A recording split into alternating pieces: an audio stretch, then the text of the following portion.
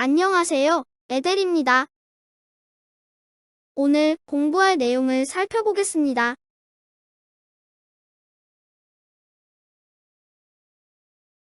단일 사례 설계는 개인, 가족 및 소집단을 대상으로 다양한 사회복지 프로그램의 개입이 어떠한 효과를 가져왔는지를 과학적으로 입증하는 방법입니다. 사회복지 프로그램이 개인 등이 가지고 있는 문제점을 해결해주고 있는지 등을 평가하는 것은 사회복지 실천 이론을 과학화시키는 데 있어서 핵심적인 요소로 보고 있기 때문에 단일 사례 설계는 실천 효과를 평가하는 방법으로 현장에서 많이 활용되고 있습니다.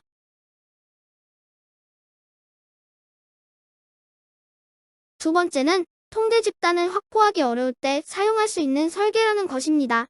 즉, 단일 집단의 실험 집단과 통제 집단을 구분하지 않고 실험 조치를 한 후 종속 변수의 특성에 대한 검토를 토대로 결과를 평가하는 방법이라는 것이지요.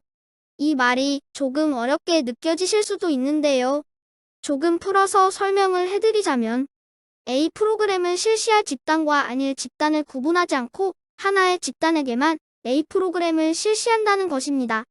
그리고 이 A 프로그램을 실시한 결과 대상자에게 효과가 정말 있었는지를 보는 방법이라는 것이지요.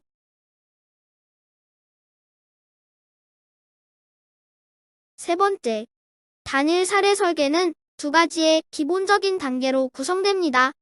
하나는 개입 전 단계인 기초선으로 관찰 및 정보 수집 단계인 A, 두 번째는 개입 단계인 B입니다. 그리고 이 두 가지를 제외한 C, D 등은 다른 개입 방법입니다. 즉, 단일 사례 설계는 기초선과 개입을 토대로 A, B, A, B, A, A, B, A, B, B, A, B, A, B, C, D 등 다양하게 결합하여 개입의 효과를 관찰하는 것이 주 목적이라는 말입니다.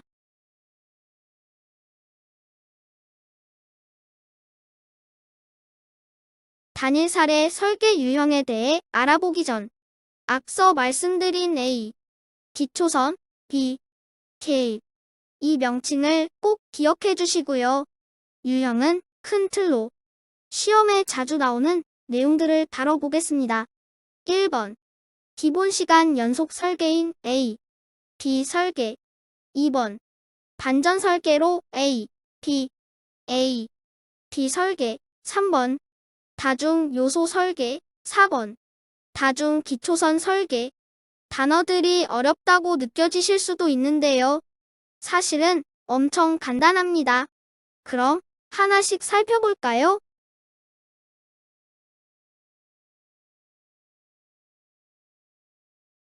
1번 A, B 설계는 단일 사례 설계의 가장 기본적인 유형입니다. 기초선과 개입의 두 국면으로 이루어진 설계로서 현장에서 가장 많이 사용되는 유형이기도 하지요. A, B 설계는 관찰 후 개입한다 라는 것으로 단순하다는 장점이 있지만 외재적 요인들과 역사적 사건 등과 같은 내적 타당도는 통제할 수 없다는 문제점이 있습니다.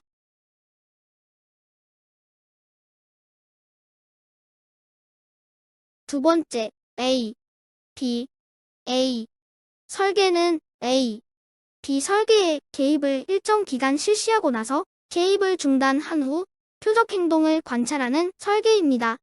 이때 두 번째 기초선은 처음 기초선과 같은 상태로 돌아간다는 의미로 반전 기간 또는 제2기초선이라고도 하지요.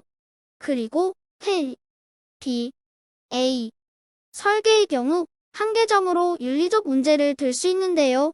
이는 개입의 효과를 평가하기 위한 목적으로 개입 관계를 중단하기 때문입니다.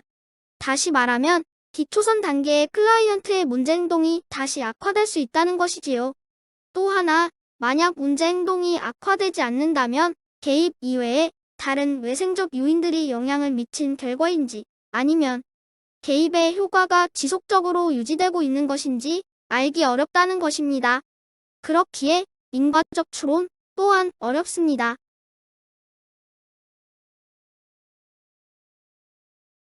두 번째, A, B 설계는 어떻게 진행이 되는 걸까요? 반전 설계라는 단어를 제외하고 한번 생각해 보겠습니다.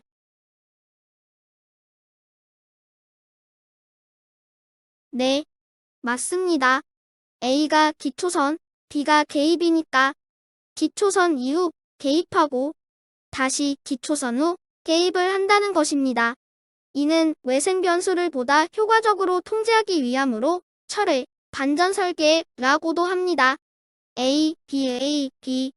반전 설계는 두 번째 기초선과 개입의 패턴이 첫 번째와 일치하기 때문에 클라이언트의 행동의 변화가 개입에 의한 것인지 아닌지를 확실하게 알 수 있어서 현장에서 유용한 설계입니다. B 설계는 기초선 단계를 설정할 시간적 여유가 없는 상황에서 개입이 필요한 사례에서 적절한 설계 형태로 주로 응급 상황일 때 사용합니다. B 설계는 개입이 반복되므로 표적 행동 변화 효과를 확실히 가져올 수 있으나 A 기초선 단계에서 외생 요인의 변화가 있을 수도 있고 개입 효과가 지속적이라면 기초선 단계와 제2개입에서 표정 행동의 상태가 유사하기 때문에 개입 효과를 적절하게 평가하기 어렵기에 인과적 추론이 어렵습니다. 다중 요소 설계는 복수 요소 설계로 A, B, C, D, A, B, A, C 등이 있는데요. 이 중 시험에 많이 나오는 설계가 A, B, C, D 설계입니다. 다중 요소 설계는 하나의 기초선에 여러 개의 각기 다른 개입 방법을 연속 도입하는 것을 말합니다. 즉, B 설계처럼 개입 도중에 기초선 단계를 재설정하고 그 후에 다시 동일한 개입을 실시하는 것이 아니라 D라는 각기 다른 개입 방법들을 적용하여 이 개입 방법들을 비교한다는 것이지요.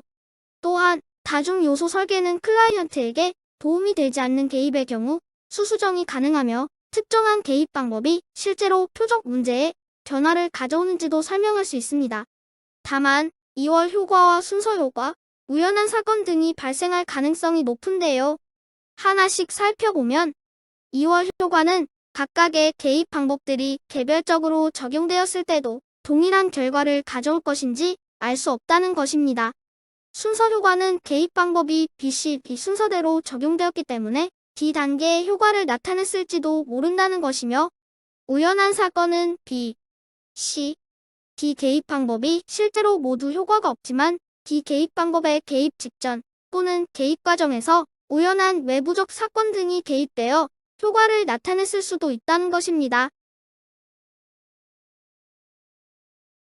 네 번째, 다중 기초선 설계는 하나의 동일한 개입 방법 A, B 설계를 여러 문제, 여러 상황, 여러 사람들에게 적용하여 같은 효과를 얻음으로써 표적 행동에 대한 개입 효과를 추정하는데 신뢰성을 높이려는 설계로 복수 기초 설계라고도 합니다. 다중 기초선 설계는 연구 대상자의 수가 증가할수록 내적 타당도는 증가하며 수집된 자료의 분석을 위해 통계적 방법이 사용되기도 합니다. 그리고 A, B 설계처럼 중단이나 반전을 사용하지 않는데요. 이 말은 다중 기초선, 즉 기초선 단계를 설정하기는 하지만 개입을 중단하는 것이 아니라 둘 이상의 기초선을 동시에 시작한다는 말입니다. 명칭 그대로를 생각하시면 쉬우실 것 같습니다. 최종적으로 간단히 살펴보겠습니다.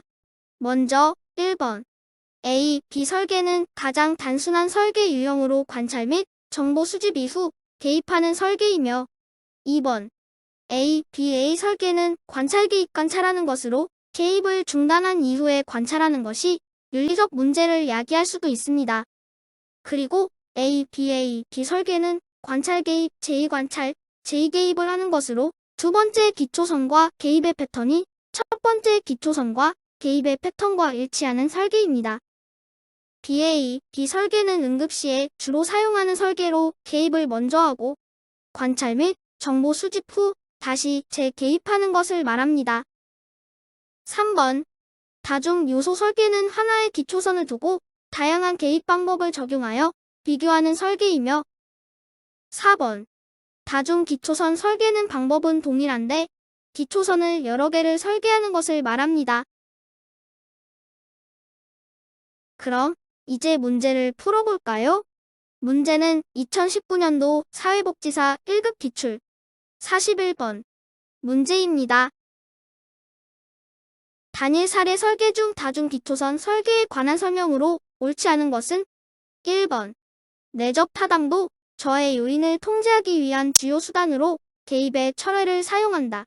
2번 일부 연구 대상자에게 개입의 제공이 지연되는 문제를 갖는다. 3번 연구 대상자의 수가 증가할수록 내적 타당도는 증가한다. 4번 동일한 개입을 특정 연구 대상자의 여러 표적 행동에 적용하여 개입의 효과를 평가할 수 있다. 5번 수집된 자료 분석을 위해 통계적 방법이 사용되기도 한다. 무엇이 옳지 않은 설명일까요?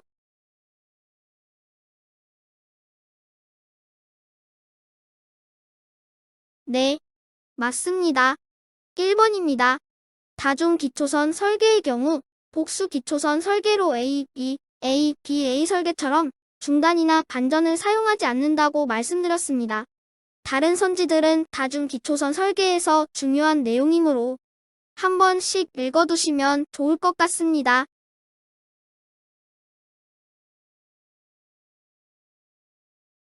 이 영상이 도움이 되셨다면 구독과 좋아요를 눌러주세요. 그리고 혹시나 조금 더 이 내용을 알고 싶으신 분들께서는 에델양의 블로그를 찾아주시면 됩니다. 그럼 오늘은 이상으로 마칠게요. 감사합니다.